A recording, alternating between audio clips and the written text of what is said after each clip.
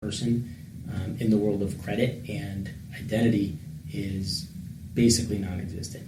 And so they have a clean slate that is easy to manipulate, that is hard to detect. Sure. So in other words, if my son were to have his identity stolen, he probably wouldn't find out if he didn't have identity theft protection, which he does, until he was 18 or applying for school loan or for a car or whatever it might be, because how else would he know unless he got a bill in the mail? And that's the other way they do it. But they also change your address, so a lot of times you don't know. Of course. So minors are vulnerable too. Minors are vulnerable. College students are 5 times more likely to have their identity stolen. It has to do with the environment. Sure. And the implications of that are certainly detrimental in terms of the ability to get a job, the ability to get extended credit to them with mortgage and stuff like that. And the whole purpose of an institution of college is to produce. Mm-hmm. And not to beat up on college students, I would think that, I'm stereotyping, but they would have a higher likelihood of just ignoring the problem, which only makes it worse. Whereas you used your mom as an example, I think she'd be probably more likely, like you would be more likely to try and fix it. That college student, being young and experienced, maybe a little naive, they got their hands full with school, college loans, working, having a good time, that they may just be like, forget about it, right. Who cares? And then I'll really hurt them down the line. Absolutely. All right. It can affect them for a long time. So in your top 3, I was a little surprised that you didn't advocate for people signing up for, there's various services there. Our role here today is not to hawk anybody's service, but to be educational. But I'm a little surprised about who should use credit monitoring. Would you say everybody should, or is there a special group of people or a particular vulnerable group of people that ought to? Can you just speak to that as we begin to wrap up here today? Sure, absolutely. And in no way was I putting those in an order. Agreed. So identity theft, protection monitoring, credit monitoring, I would say is going to be the norm in the next 5 to 10 years, where what I mean by that is most people are going to be aware enough to have it in terms of the majority of adults. And I think it's going to penetrate the market in a few ways. I think mainly through HR benefits. And I think that everybody should have it. And so when you say HR, that means it would be some type of benefit offered by employers. Correct. And is that because they're looking out for their employees, or is there a business protection element to that as well? Both.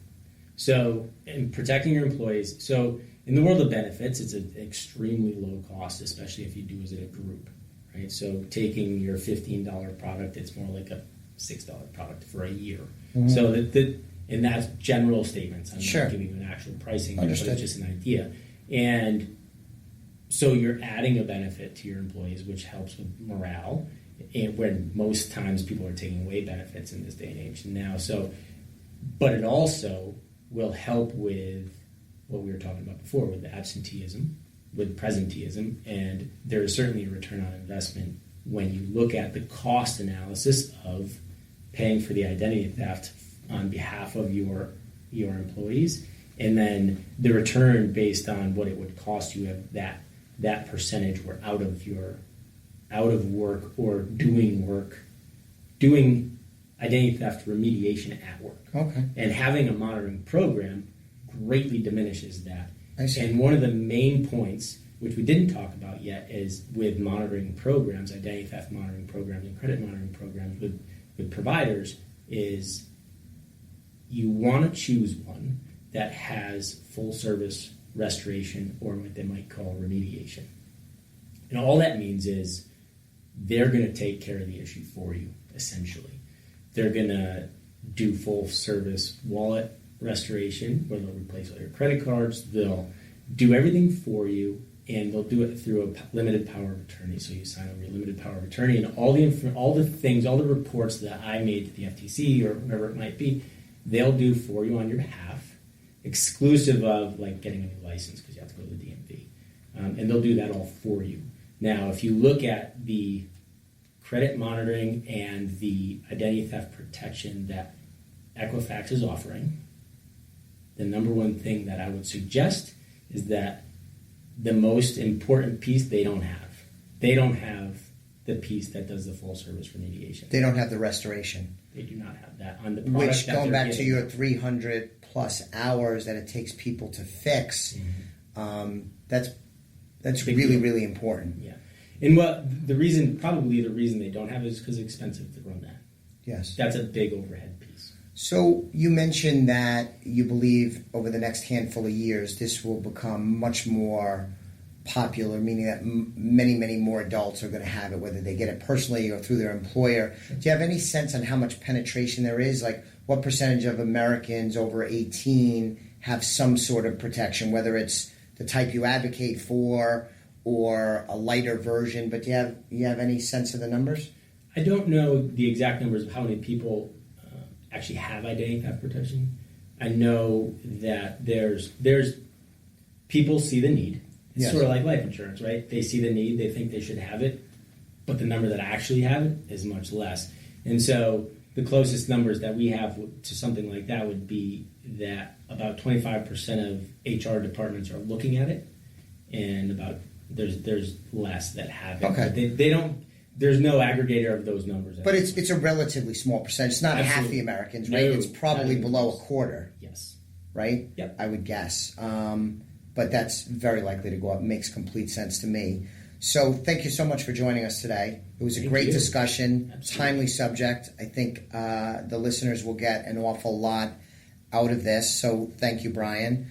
If you want more information about Elliott Wealth Management or myself or anybody on our team, please go to our website, www.elliottwealth.com.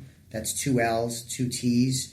You could also reach us at toll-free 888-959-5904.